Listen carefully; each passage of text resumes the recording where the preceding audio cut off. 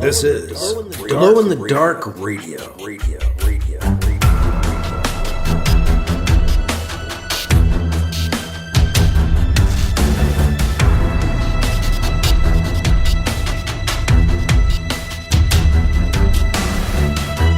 The science fiction podcast with original independent science fiction written and performed by Mike Luoma, with music by Kevin MacLeod. The Vatican Assassin Trilogy and The Adventures of Alibi Jones by Mike Luoma are available in ebook, trade paperback, and audiobook wherever you find your books online. Get links and details at glowinthedarkradio.com.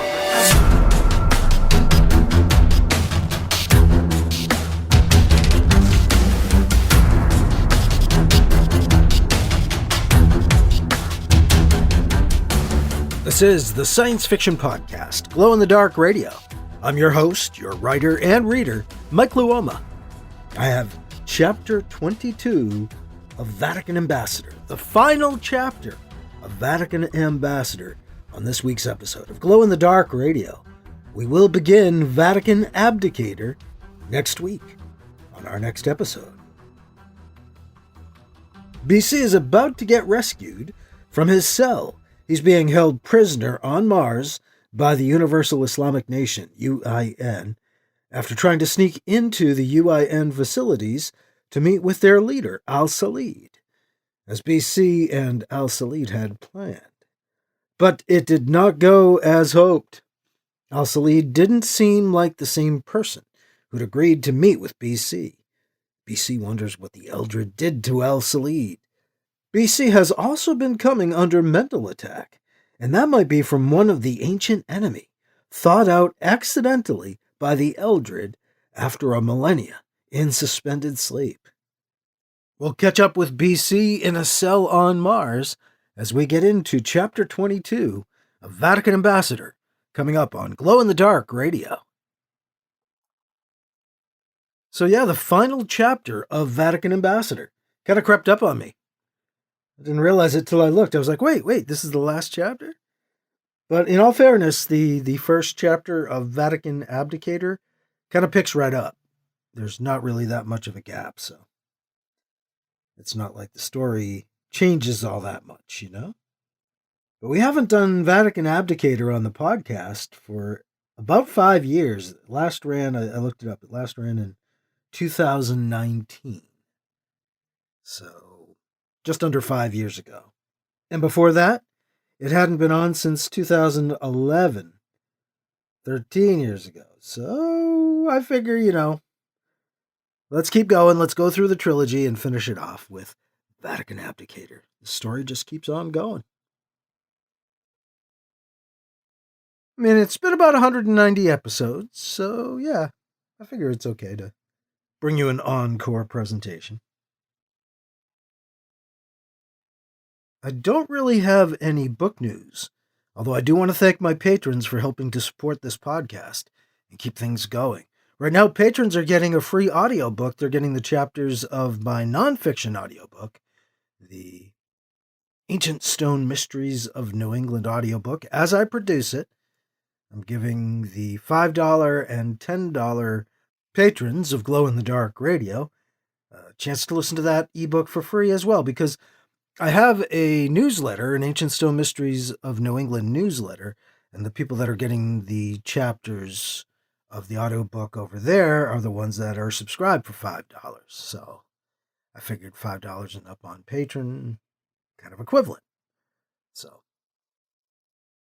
it's not really an on-topic audiobook, so I keep saying, yeah, here's another chapter of the off-topic audio.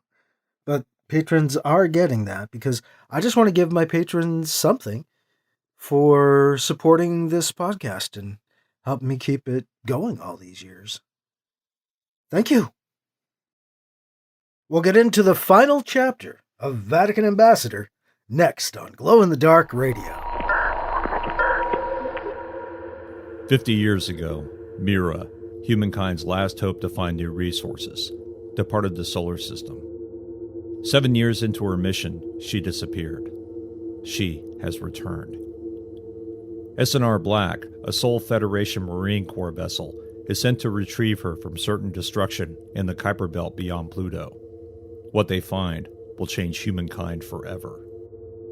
From Parsec award-winning author Paul E. Cooley, Derelict, Marines, Part 1 of the Derelict Saga, combines military sci-fi, space opera, mystery, and suspense to create a journey you won't forget. Podcast available at shadowpublications.com. Paperback and ebook available from amazon.com. Some mysteries shouldn't be solved.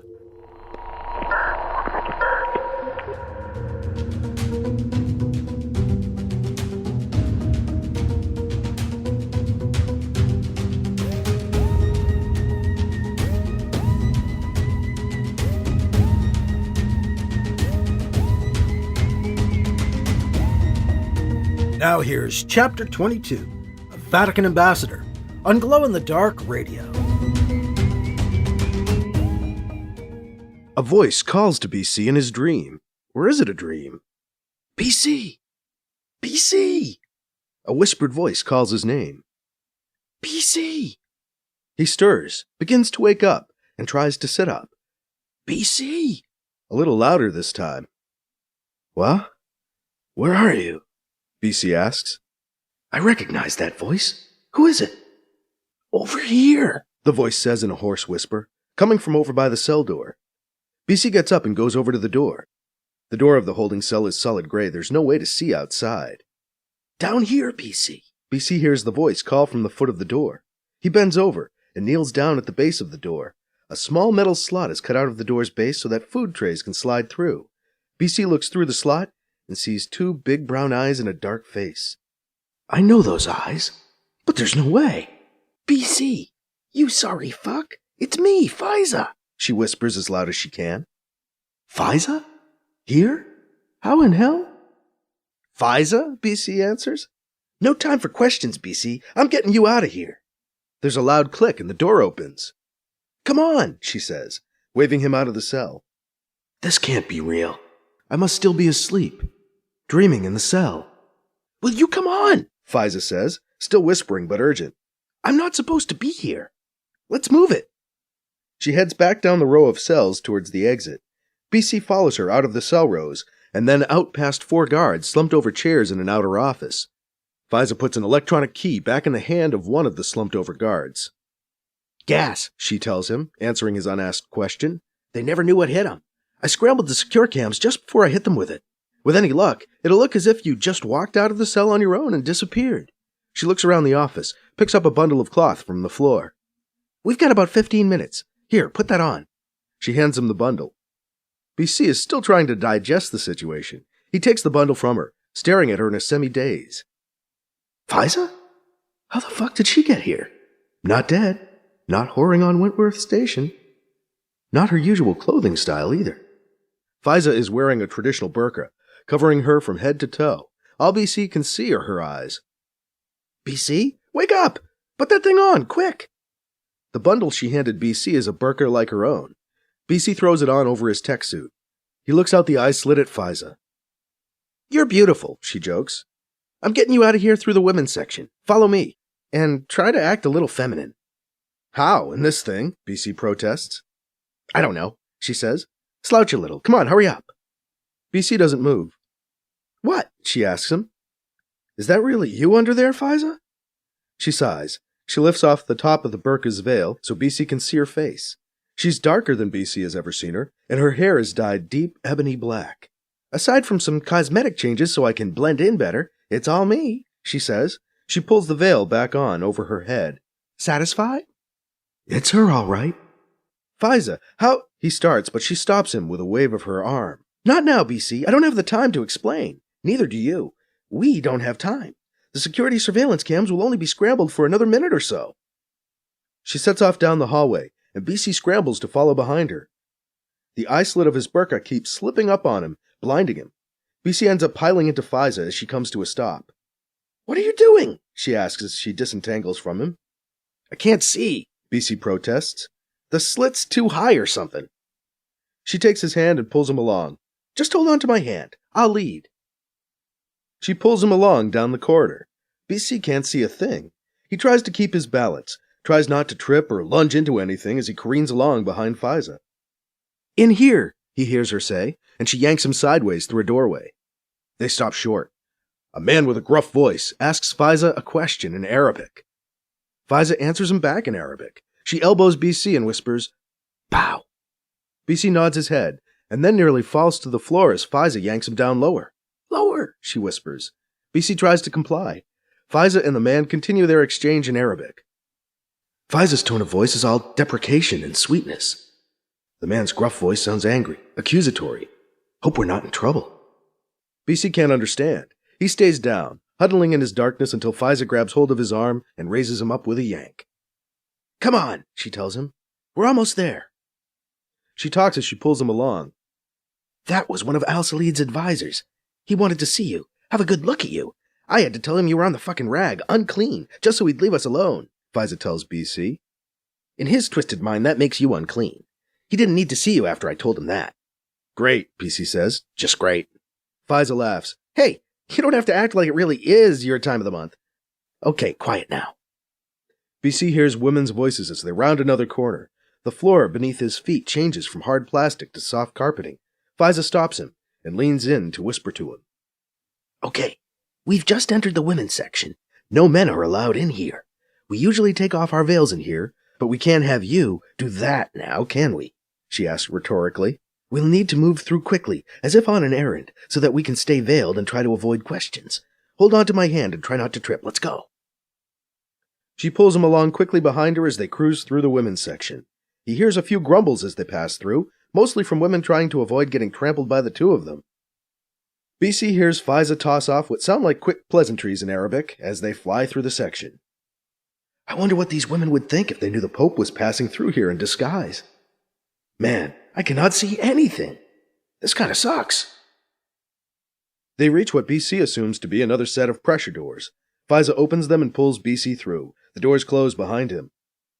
"Okay, BC, you can take off the veil," she tells him.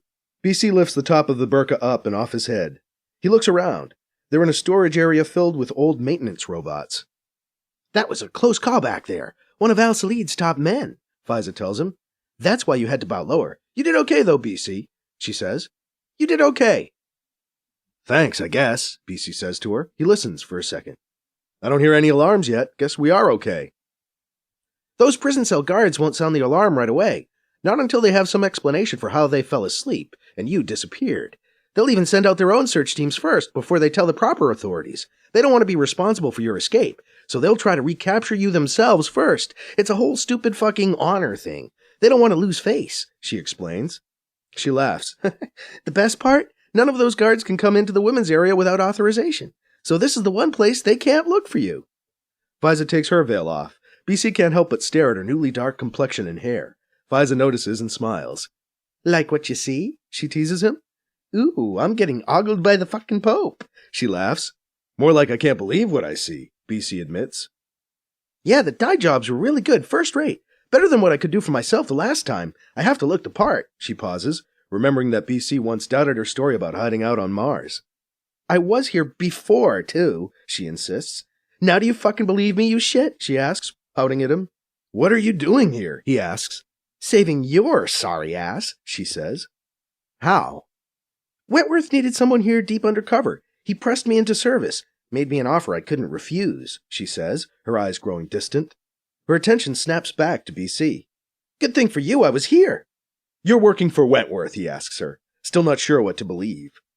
"Not much choice there, you know that," she says. "I thought you were—" He pauses. "I thought you were a sex slave working for Wentworth." "I thought—" he stammers. "What the fuck?" Faiza berates him. "Spit it out, BC." "I thought you were, dead for a while," he says. "That's part of my cover," she tells him, rolling her eyes since she needs to explain her cover to BC. "Wentworth made it look like I died.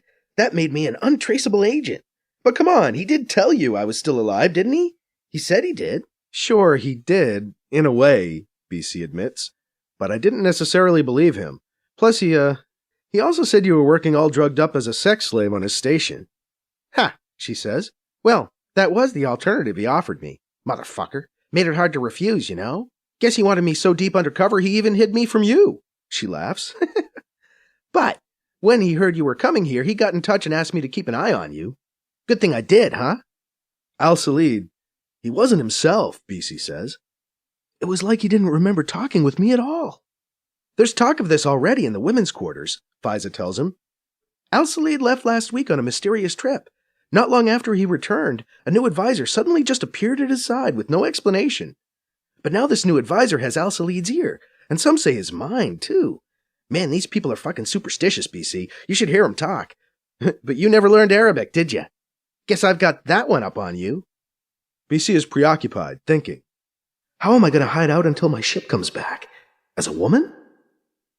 My ship isn't due back for another 6 days, BC tells her. What am I supposed to do, hide in here? How long until there's authorization for them to search here? It'll probably take them about 2 hours to give up on their own searching before they contact the higher-ups. They'll be in here soon after that, Faiza tells him. Don't worry, Wentworth has a ship coming for you. He sent it when I told him they'd thrown you in a holding cell, Faiza says. She points to a door in the wall to the right. There's an airlock just outside the supply room. Wentworth's ship will meet you outside that airlock in about an hour. Hold on a sec. Faiza looks around the room, moves some half-assembled maintenance bots out of her way, and then drags a black crate out into the open. There's an emergency evac suit in here, she says, kicking the crate. It doesn't have a lot of O2, just about 15 minutes worth, but that should be enough to get you on the ship. Just don't go out there too early, huh? She looks around the room. Where's the clock? She finds a clock readout on one of the door's control boxes. Good. Exactly 1 hour from now, by this clock. Duck out through that door, then through the airlock on your left. Once outside the airlock, Wentworth's ship will land and meet you. Get you out of here. She stops and stares at him. What? He asks, finally. Oh shit, BC, she cries. She flings her arms around him and hugs him tight. I miss you, you stupid shit. She pulls back a little, looks up at him right in the eyes, and then kisses him quick, fast, and passionate. She pulls away and turns to go. What about you now? BC asks her. Are you going to be okay? She turns back to him. You know me. I'll be fine, she says. She throws her burqa back on, up and over her head. Good luck, BC, she says. I'll see you again. Promise. She ducks out the double doors they'd come in through and leaves BC standing alone in the storage room. Faiza, I can't believe she was here. I'm glad she was here. Working for Wentworth. Imagine that. The guy has people everywhere, even though he lied to me. And let me think. Does that make him a bigger or smaller asshole? BC hunkers down, hiding out behind the crate containing the evac suit while he waits out the hour. He keeps waiting for an alarm to sound, or for his head to hurt. Waiting for the inevitable. Waiting for something to go wrong. BC tries to think himself invisible to all prying eyes, real and imagined, as he sits among the wreckage of old cleaning robots, watching the minutes click by on the tiny clock readout by the door. The hour passes slowly, but without event. I'll give her this. Faiza knows her stuff. She's approaching her work here the same way she did her cons, and she was the queen of those. She never did seem to care who she had to sleep with to get what she wanted. I don't know, maybe she did care, but she'd never show it. Maybe I'm just a little bitter. I always wish she cared more, but it just isn't who she is. Hope she's going to be all right. BC pries open the crate with 10 minutes to spare and unfolds the evac suit. He slips it on and checks the seals, fitting it all into place save for the helmet. It's not an actual helmet, but emergency gear. A simple plastic hood serves as his quasi-helmet. He checks the time. 5 minutes left. Plenty of time. He slips the clear hood on over his head and adjusts the faceplate so he can see out clearly. He cautiously heads out of the storage area through the door in the right wall, looking around for any signs of company as he enters the corridor. It's empty. The airlock is 50 meters down the corridor on the left side. BC strides over to the airlock and cycles it open. BC hears a shout in Arabic. A UIN soldier appears at the corridor's other end, 50 meters away. Stop! He shouts in English at BC. The door to the airlock is almost open, but not quite big enough to get through. Gotta stall for time. BC turns to the soldier and shrugs his shoulders. He points to his helmet as if he can't hear the man. Any second now. The soldier shouts again in Arabic, and then shouts again in English at BC. Stop! Can't stop now, sorry.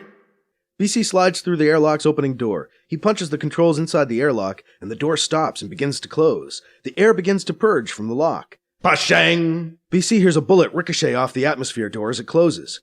He's shooting at me? Poskishgang! Another bullet hits the closing door. The door still manages to seal shut. Air hisses out of the airlock. Shit, my suit! BC realizes he hasn't zipped down the seal for the suit's hood, nor turned on his air. He gasps for a breath as the last of the air is sucked out of the airlock. The UIN soldier is on the other side of the door, banging to get in. BC can see him, but can't hear him. Sound doesn't carry in a vacuum. BC turns and pushes the panels on the outer door's control panel. It starts to open. BC holds his breath and zips the hood's seal shut.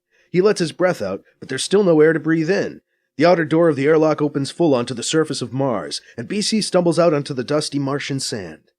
His hands scramble across his chest, trying to find the on switch for the emergency oxygen.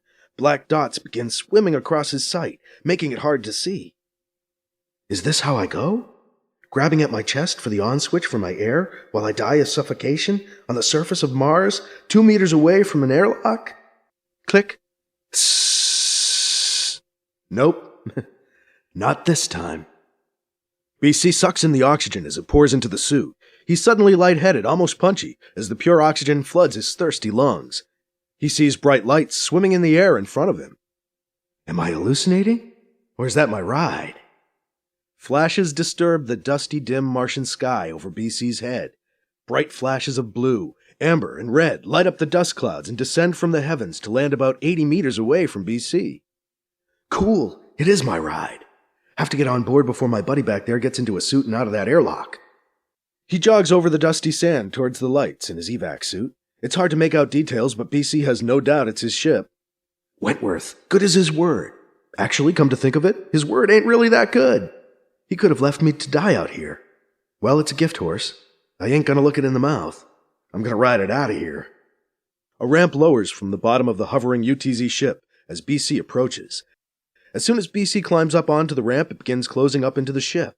He feels the ship rise up quickly off the Martian surface, feels a jarring lurch as the ramp locks into place. BC stands up and looks around. He's in the ship's cargo bay. The 4 walls are blank, save for tied-down cargo straps along the walls every 2 meters or so, and a hatch in the wall in front of BC.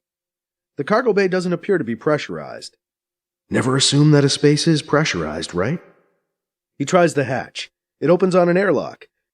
BC climbs into the airlock, closes the hatch, and starts the airlock cycling. He can feel the pressure as the air pours in, pushing in on him through the flimsy evac suit. When the airlock finishes filling with air, BC opens the inside hatch. He climbs through into a small corridor. There's no one around. He unzips his helmet and hears a comm already talking at him. In front of you. Can't you hear me, Campion? The voice says. I can now, he replies. No need to yell. Good, come up to the flight deck, Campion. Just come on ahead through that door in front of you, a voice tells him. BC makes his way down the short corridor, through the door in front of him and onto a small flight deck. He sees the stars outside, sees Mars on a view screen, shrinking rapidly in size. Get ready for transspace, Campion, the pilot tells him. BC slides up into a chair on the flight deck next to the pilot and straps himself in. He realizes he knows the guy. Hey, don't I know you? BC asks him. Hold on, don't talk yet, please. Don't say anything, the man warns BC. I hate being bothered while I do transspace, okay? Gotcha, BC says, shutting up. Was it Tex? Drax? Rex? Drax, I think. Drax pushes something in front of him, and BC feels his stomach flip-flop as the transspace drive kicks in. He feels it again as Drax pulls back on the controls, and they come out of transspace. Not as smooth as the project ships, for sure. We need more integration of resources. Damn, that sounded managerial. I never wanted to be a manager. Now I'm a CEO? And oh yeah, I'm the fucking Pope? It's like I've become the Uber manager. There we go, Campion, the pilot says to him. Sorry to shush you before, but, well, you know. Sure. Is it, Drex? BC asks, extending a hand. Drex? Yeah, you remember. I'm flattered, Campion, the man says with a quick smile. Where are we going? BC asks. Back to the moon, I guess, Drex says. That's really up to you. Mr. Wentworth says that's your decision. He said you might want to go to your home on the moon, said something about you meeting with the scientists there. So I've got us heading to the moon. Is that okay? BC considers his options. The moon probably is the best idea, he agrees. Then we are on course, Drex says, nodding. Could you get me Wentworth on the comm? He asks Drex. Sure thing, the pilot says. Guess you want to thank him, huh? Something like that, BC says. It takes some time for Drex to make the connection. 20 minutes later, Wentworth is on the line. Ah, BC, how are you? Faiza? BC asks, first thing out of his mouth. Ah, yes, Faiza. Wentworth drawls, extending the sound of her name. She's become quite the undercover agent, hasn't she? She makes a good-looking Arab woman, don't you think so? You lied to me, BC accuses him. I was protecting her and her cover, and a good thing for you that I did. Do you always have to sound so smug? BC asks. Smug, Wentworth answers. I'm hurt. I'm merely happy my plans have paid off with your safe return, Campion.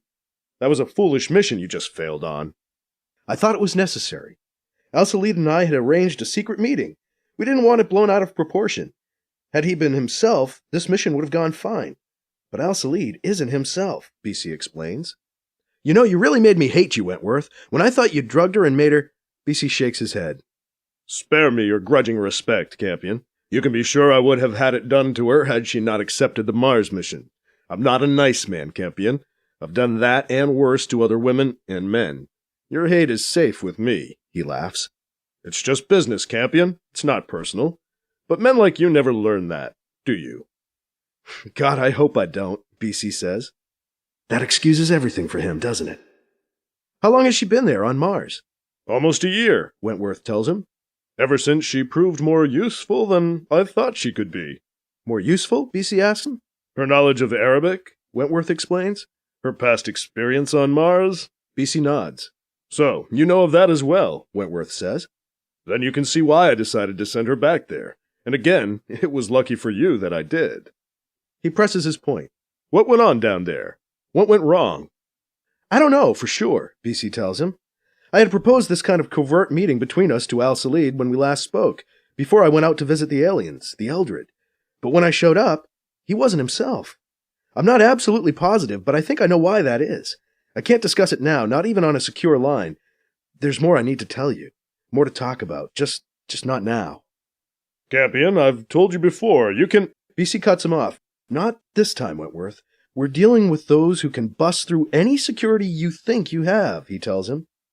Oh, Wentworth gets it. the ones you said might have... He trails off. BC nods. Any chance, then, of getting you to come here to Wentworth Station before you head to Lunar Prime? Wentworth asks. So we can discuss this? BC considers changing course. Hey, why not? Drex, set course for Wentworth Station, please, BC says. Got it. Drex works the ship's controls. On our way, Padre, Drex informs him. Padre? Funny.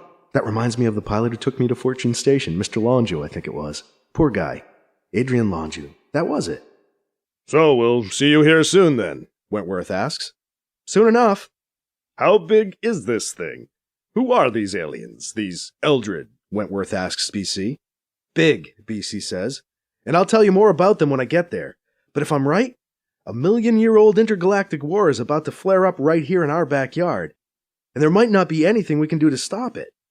Right, Wentworth says, but he's shaking his head. I never like to say never, Campion. We can at least try to stop it, Wentworth says. and if we can't stop the war, then we can damn well try to win it. Damn, that sounds optimistic, Wentworth. Not like a reasonable businessman. If they want to kill me, that makes it bigger than business. That makes it personal, Wentworth says. but it does put me in the business of making allies and shoring up my defenses. That's why I'm coming to see you, BC tells him. We've got to deal with each other on a different level. We're going to need to actually work together, and maybe even trust each other. You with me?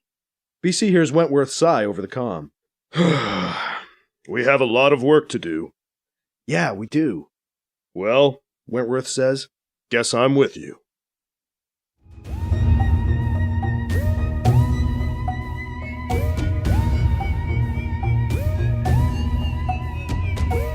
That was Chapter 22, the final chapter of Vatican Ambassador on Glow in the Dark Radio. Faiza to the rescue.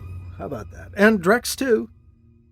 Wentworth was actually helpful. Who knew? And again, even though we're switching books, even though we're going to be switching books to Vatican Abdicator next episode, things don't really change. We pick things up pretty much right here. Even though they might not seem to pick up here at first, they do pick up here. As you'll see on our next episode. Again, as we wrap up the middle book of the trilogy, I just want to say a big thank you to patrons of Glow in the Dark Radio. You are awesome. Without me really needing to ask, you just help keep the podcast going with your contributions on a monthly basis. That's special and important. So, thank you again for doing that. That is all for this week. For this time around, I'm your host, your writer and reader, Mike Luoma. Thank you again for listening to Glow in the Dark Radio.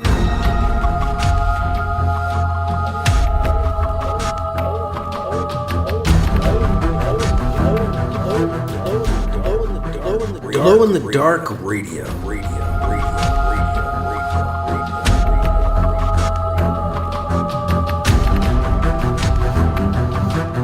This podcast presentation is copyright 2023 by Michael F. Luoma and is protected under a Creative Commons Attribution, Non-Commercial, No Derivatives 4.0 International License, CC by NCND 4.0. Music by Kevin MacLeod.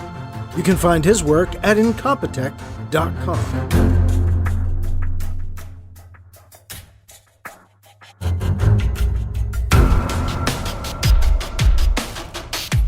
Mike's books are available in ebook, paperback, and audiobook, wherever you find books online.